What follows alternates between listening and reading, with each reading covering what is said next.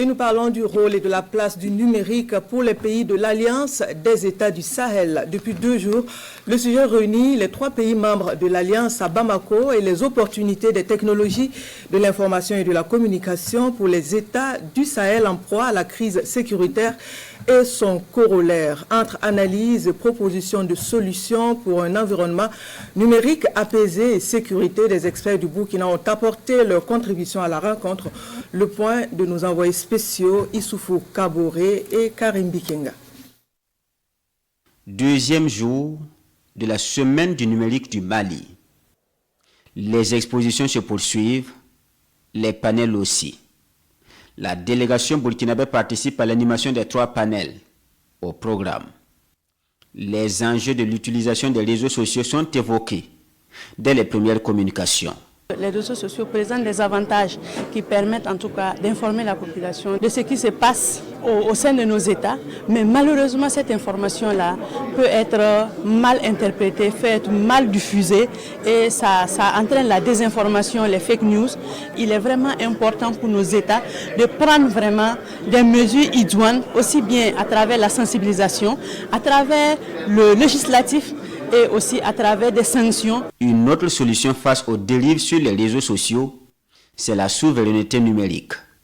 Le second groupe de panélistes donne les implications et des pistes pour surmonter l'interdépendance technologique. C'est une vision qu'il faut avoir à court terme et à long terme, pas seulement au niveau Burkina ou AES, et même au niveau africain.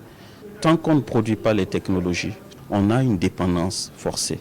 Donc l'idée, c'est qu'aujourd'hui, c'est arriver à limiter les impacts qu'on pourrait avoir et se préparer sur le futur à travers la normalisation dans un premier temps, ensuite la production éventuelle de nos contenus, de nos terminaux, et pour pouvoir assurer cette cybersécurité. L'atteinte de la souveraineté numérique passe par le financement, l'acquisition des compétences et le transfert des technologies. Ce 3e et dernier groupe de communicateurs se penche sur la question. Il en appelle surtout au renforcement des investissements. L'économie numérique est un secteur structurant. Quand vous investissez dans le domaine de l'économie numérique, l'impact atteint tous les secteurs. Le secteur de l'éducation, le secteur de l'agriculture, le secteur de la santé. Que le gouvernement de notre pays a compris cela et a fait de l'économie numérique en fait une priorité, la digitalisation une priorité, pour que réellement il y ait des investissements structurants qui soient faits, pour que tous les secteurs de développement soient vraiment impactés. L'engagement du Burkina Faso pour la digitalisation se traduit par plusieurs initiatives.